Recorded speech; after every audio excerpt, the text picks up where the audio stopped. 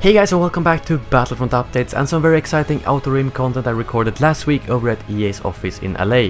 Before I get into the video, I just wanted to mention that I know a lot of you saw my name in the Outer Rim reveal stream, but that wasn't actually me playing. They just used the accounts we had the day before during the stream, and unfortunately I wasn't allowed to talk about the event until today, so apologies for not responding to the tweets and comments regarding that. In this video I basically wanted to give you my opinion and review of the DLC. If you're looking for some actual walkthroughs and feature showcases, make sure to check out the other videos I just uploaded regarding all the new gadgets and heroes. So, the Outer Rim DLC. This is a DLC that has been quite questioned ever since it was announced, both because it contains the same planets as the main game, and secondly due to some hero choices like 9 Numb.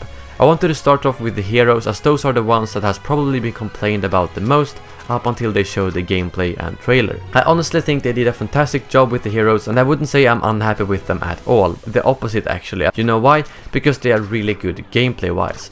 People are gonna judge them based on their appearance in the movies, and I don't blame people for that. And DICE knows this, but now that I've played them and seen their unique abilities, such as traits, and how much more depth they have than the current heroes, I'm very happy with them, and I honestly think that anyone who do play with them will agree. The first impression will always be their name and previous appearance in the Star Wars universe, but when you actually play, the thing that matters for most gamers is how they play and what they can do, which they nailed with these two heroes. And I haven't seen any complaints at all since they revealed the trailer and gameplay stream, so I don't think I'm the only one with that opinion. Now over to maps and game modes, which sort of sets the theme of this DLC. I really like the maps considering that they're using planets that are already in the game, and they really managed to create maps that are completely different compared to the ones in the base game. The Sullust maps has a lot more verticality and even one indoors map, which none of the main game Sullust maps had. And the Tatooine maps are obviously a lot more close quarters than the base game maps, so it's a bit the same thing as with the heroes. Out of a theme standpoint, they might not be as exciting as a new planet, but gameplay wise they are great. They do look just as beautiful and detailed as the maps in the main game,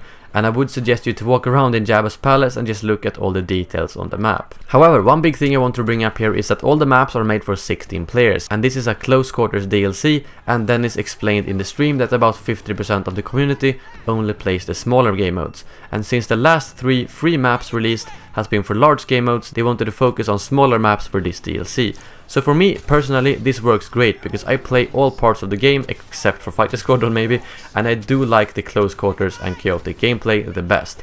That's usually where I perform the best as well, which you might be able to see by the scores I got during this event. However, if you are one of the players who just wants to play the big modes, Walker Assault, Supremacy and Turning Point, then this DLC will be a disappointment to you in terms of maps, especially if you already bought the Season Pass.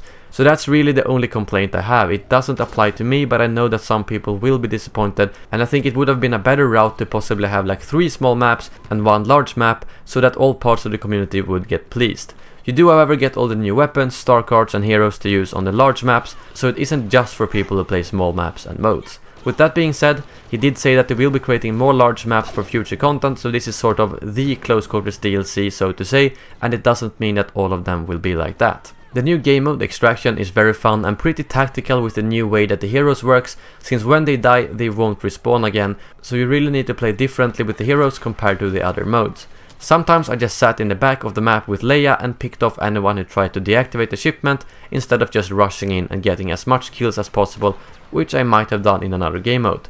It's also a lot of fun when the objective actually moves around, which is sort of like in Walker Assault, which is the most popular game mode, but in this game mode it moves even more dynamically, and that means that all games will be quite different from each other and you won't really see any camping as the objective moves constantly. I also think they handled the whole community splitting issue very well, as they added all the Outer Rim content to a specific playlist, which means that you will only have one more search option than before, which is very little, and on top of that they added playlists for all the original modes as well, which is nice to see.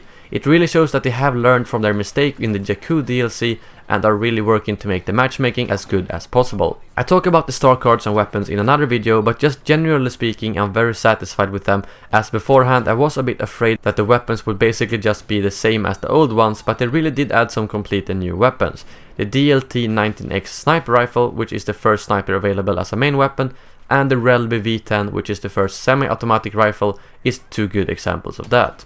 The star cards are also very unique and something that I do see myself using. The Steam Shards card, however, might not be my favorite, and I don't really see myself using that a lot, but definitely the Scattergun and Dioxis Grenade. Finally, I just wanted to say that I had a chance to talk a lot to the lead designer Dennis, and I think those of you who watched the stream truly noticed how much he and the team cares about the community and how much they have actually changed and added to the game based on what we have posted on the forums, Reddit, Twitter and so on. The game is really getting a lot better with each update. I mean, just in this update we're getting rolling, a really good hero hunt change, matchmaking, spectator mode and so on. And after talking to him, I am extremely confident of the future of Battlefront, and I think you will be as well when they reveal more stuff down the line. And as a wise man once said, "This is just the beginning." To conclude, I think this is a great start of the season pass, except for the small issues I brought up regarding lack of larger maps that some parts of the community will not like, even if people like myself will thoroughly enjoy all the content in this DLC. Make sure to let me know in the comments below what you think about it right now, and then also after you've played it. Thank you very much for watching, and as always, may the Force be with you.